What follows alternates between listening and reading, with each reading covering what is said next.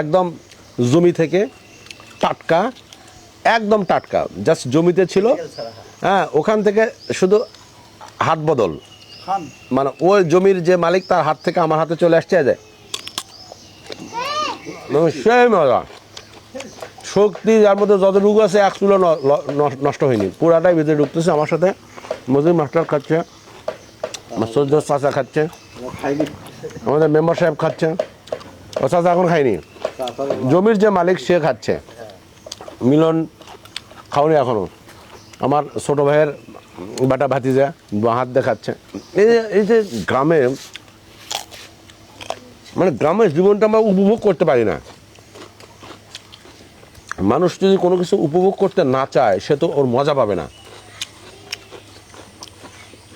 আমরা কেমন যেন যান্ত্রিক হয়ে গেছি, এতটা যান্ত্রিক হয়েছি কি করতেছি নিজেও জানি না। অথচ এই দেশ, এই দেশের মাটি, এই দেশের মানুষ, এই দেশের পরিবেশ পুরোটাই সম্ভাবনাতে ভরা।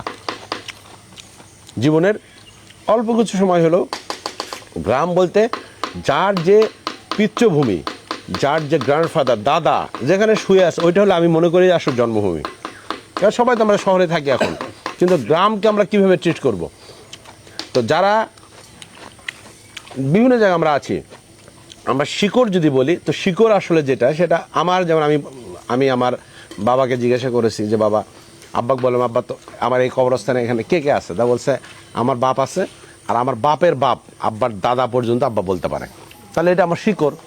তো সবাই যদি শিকড়ে ফেরে, তো আমরা শহরের যে আসলে যে ডেভেলপ, ওটা গ্রামে, মানে গ্রামে আমরা যদি না আসি, এটা তো আমরা বুঝতে পারবো না আসলে মানুষের চাহিদা কি।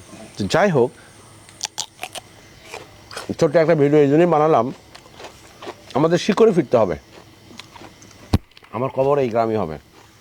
তা আমি যদি এই গ্রাম থেকে বা আমার শিকড় থেকে যদি দূরে চলে যাই, এক সময় আমরা সবাই নিষ্ঠুর হয়ে যাব।